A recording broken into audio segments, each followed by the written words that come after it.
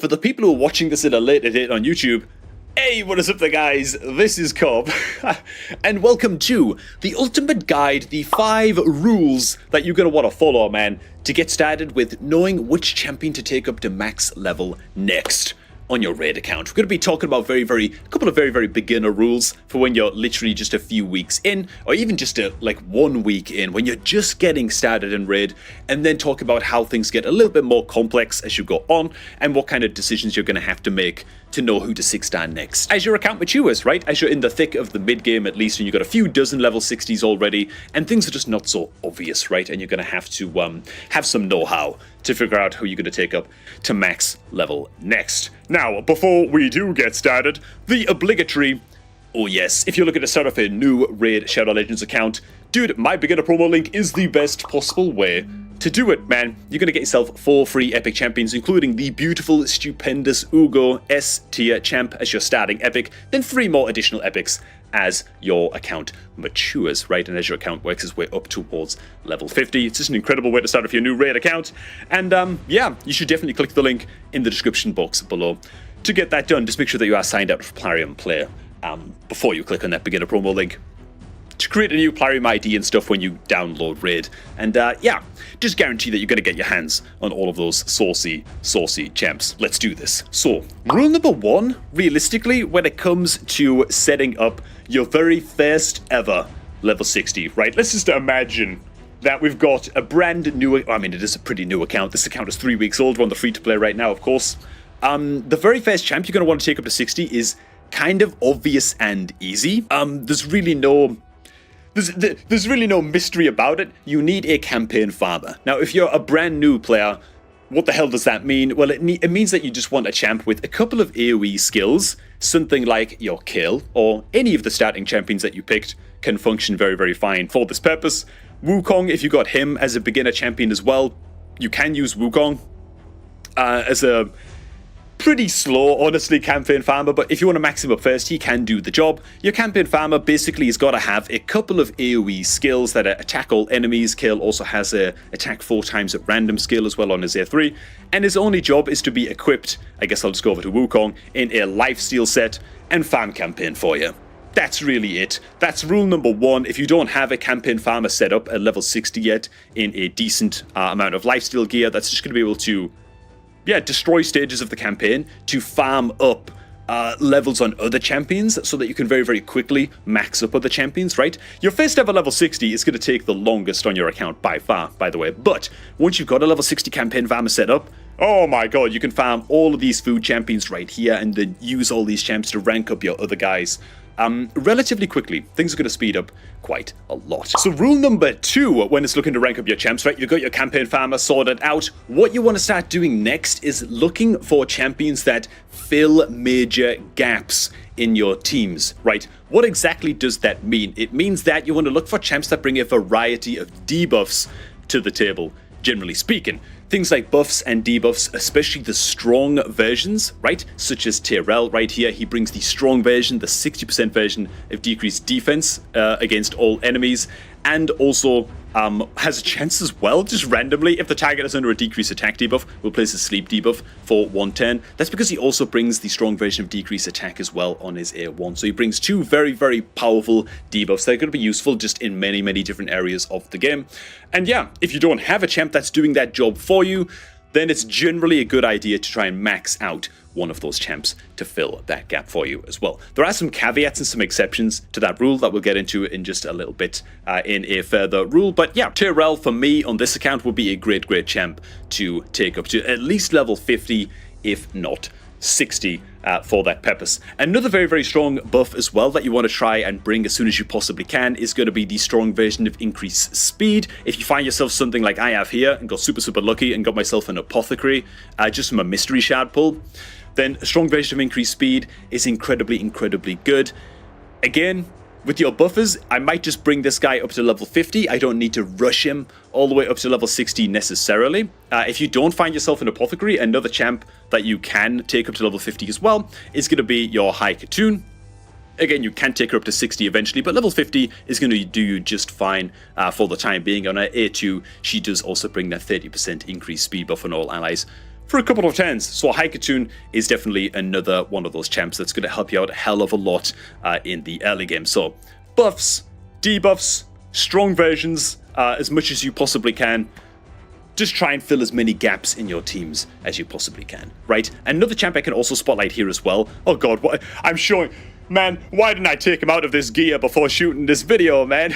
Everyone's gonna laugh at me for putting him in frost gear, but you know what, man? Better than him being naked, you know what I'm saying?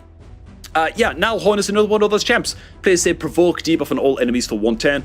I don't have a provoker at all yet on this new account, and so Nalhorn is going to be another obvious choice for me to take up to level 50 and then eventually 60. So it's just about plugging those gaps in your team and making sure that you have a champion that's kind of just...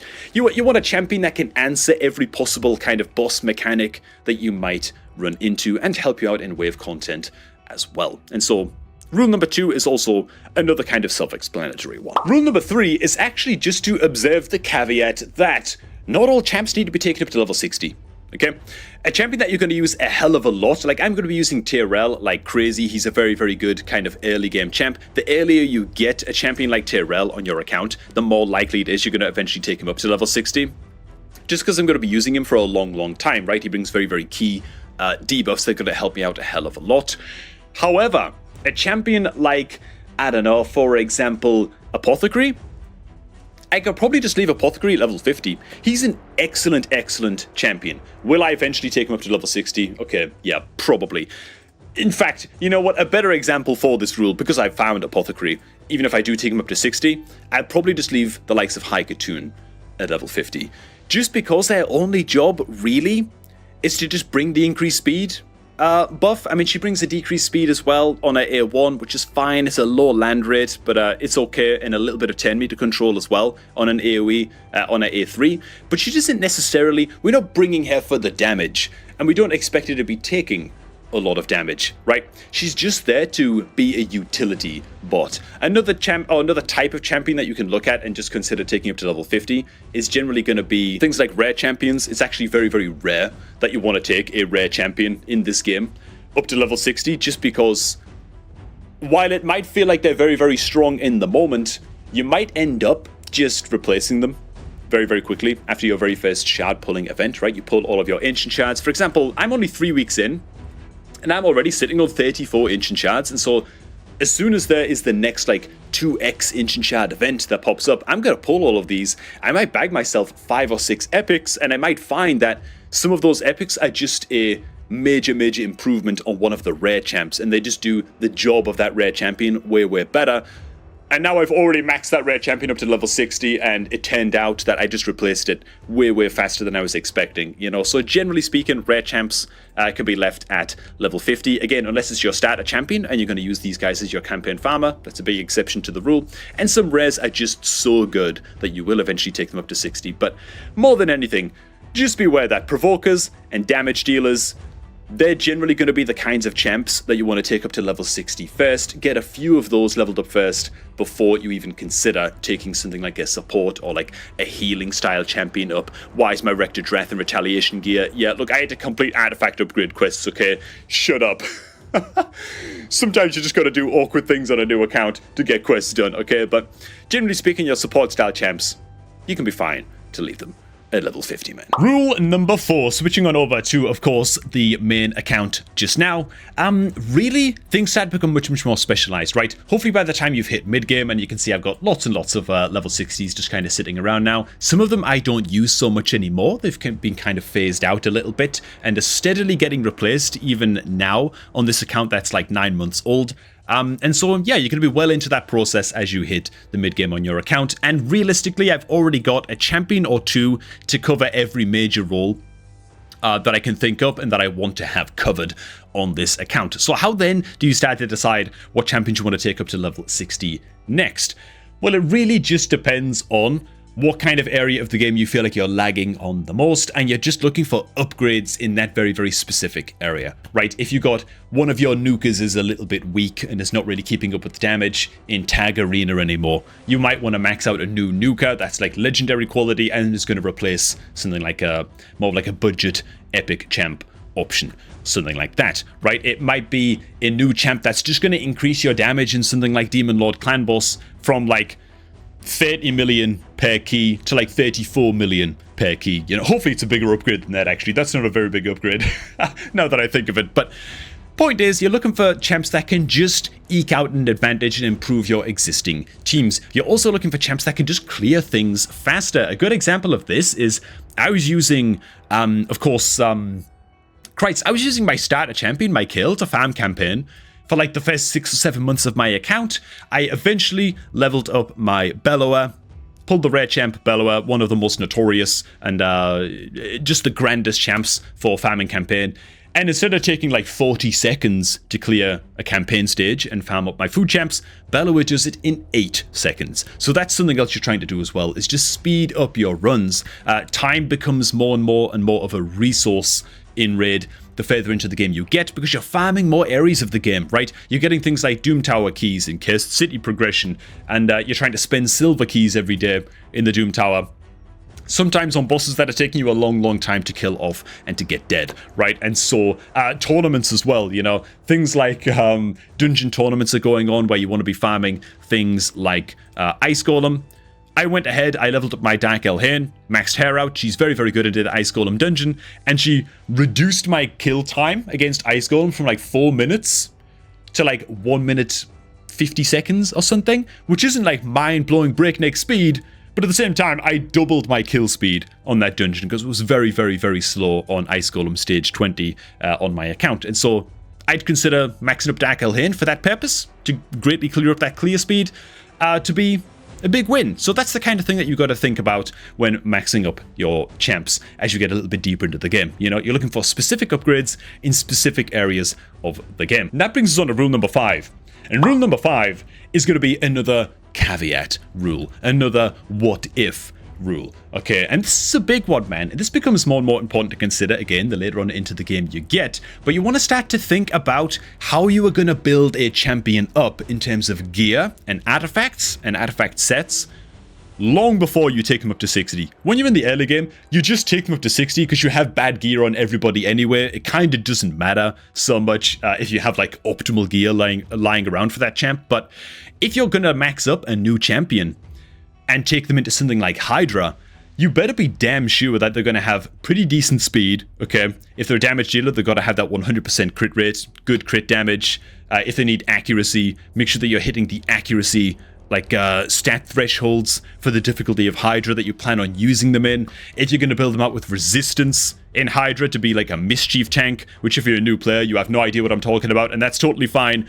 But yeah, you got to know in advance whether or not you can actually hit those kind of stat checks on gear, right? So right now I've got Bivald built out with about 400 resistance, and he's acting as a mischief tank for me into just hard mode Hydra.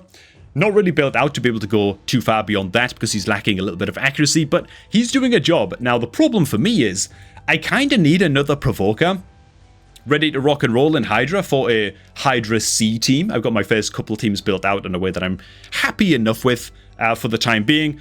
I was thinking about taking up good old Coronar. Void Legendary, not one of the best Void Legendaries, really. He's like average to above average. I mean, he's just fine. You know, he can do the job of a Provoker. He can also do the job of being a Mischief Tank, similar to what Bivald does, because he does buff himself up with a couple of, buffs that are only applied to him. And so because he has the most buffs on the team, the Head of Mischief is going to attack him and try and steal those buffs. So I was thinking about building him out with Resistance and as a Mischief Tank.